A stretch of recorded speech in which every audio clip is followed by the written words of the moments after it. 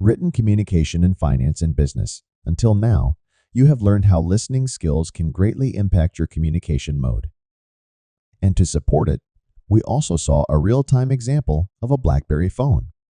At this point, we were discussing the verbal mode of communication. We mean expressing via speaking. But in this module, you will learn how written communication similarly impacts your workplace. But have you wondered where written communication exists? Just think about this for a minute. Feels familiar, right? Many of you might answer emails, reports, publications, and others. And that's correct. Written communication is an essential item of our life. Not even one day without texts or emails has passed by. Surprisingly, you will be amazed that there are 347.3 billion emails globally daily. So, just imagine the massive use of this mode. Simply, written communication refers to expressing thoughts in a written format, either on paper or electronically. Some examples include emails, cover letters, reports, resumes, CVs, and publications. And each of them has some rules on how to present effectively. Let us look at them one by one. Point 1. Clarity. Point 2. Tone and language. Point 3. Applying proper grammar rules. Point 4.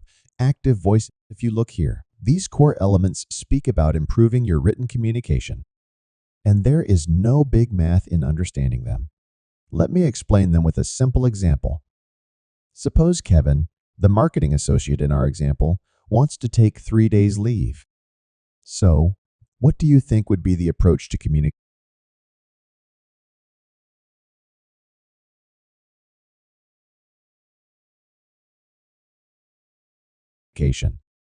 Of course, an email would work best. But there are certain points to be noted before drafting an email. Before crafting the email, Kevin must be aware of the subject of the talk. Now, in this case, it is a leave application. It will help in setting the purpose of the conversation. Likewise, he should also consider the tone for it. Since Stacy is a senior marketing manager, Kevin must have a professional and formal tone, mostly in a business context. Once he has a subject and purpose, Kevin can start writing the email formally, keeping it short and crisp. In short, to the point. It multiplies the chances for quick resolution. But this email is yet incomplete. Apart from the above points, applying proper grammar rules is a must. While interacting with senior executives, you cannot make a spelling mistake. One word can change the entire context. Likewise, writing in an active voice makes the communication direct to the reader, so the senior can read your message faster. If you remember the Silicon Valley Bank case study we discussed before, they even made the same mistake. Using panic instead of do not panic caused a huge distortion, and it eventually led to the bank's failure. Similarly, the rules differ slightly when preparing annual general meeting financial reports. You might wonder how. Well, the audience here changes. When we prepare a financial report, the audience is the stakeholders. And again, stakeholders include different people within it.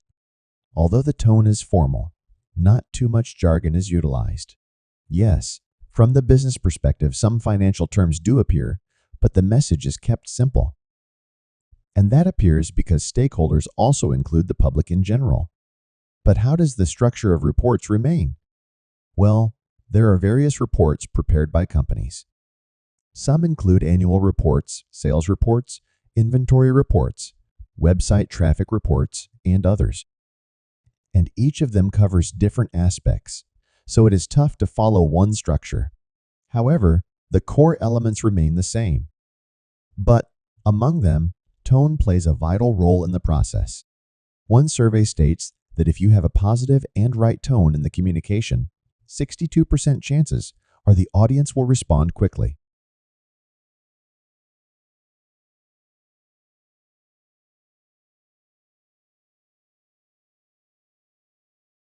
Likewise, a certain percentage will also react to future requests and perform better. But what can be the tone for business reports? Well, you see, A very formal or strict tone can make the reader seem bored, and they may avoid the email or report itself. And using a casual or emotional tone can make it unprofessional. Then, what's the solution? In that case, the tone should be confident, clear, and engaging at the same time. If you can hold the reader till the end of the report, chances of understanding the concept also increase. But choosing that tone is also important. As a corporate person, you can decide on 3-pillar rules: audience, purpose, and context. By that, we mean to indicate that the type of audience will decide their expectations and needs from the report.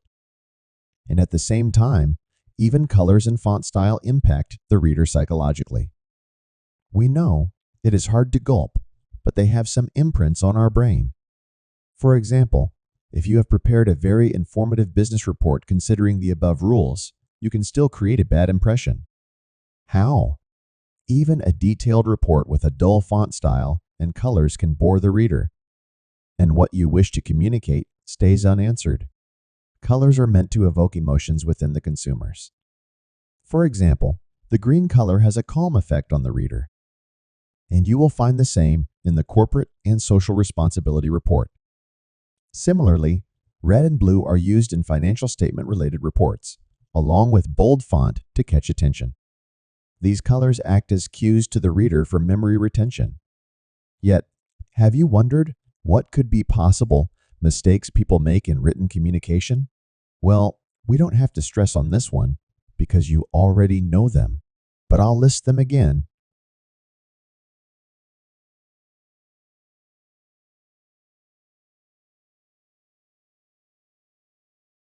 And check if you thought the same. Point 1. Using too many jargon or hard words in a sentence. Point 2. Not understanding your audience. Point 3. Adding unnecessary commas, hyphens, and other punctuation marks. Point 4. Avoiding proofreading the entire mail or report. Point 5. Writing unnecessary points to expand the content. Point 6. Spelling errors. Point 7. Not following endnotes in the document. Point 8. Unclear structure or content written. Point 9. Wrong choice of words or using an informal tone. Point 10. Not following hierarchy while communicating with seniors. You might have experienced all or a few of them in your workplace. And in many cases, multiple occurrences of these errors have led to job loss.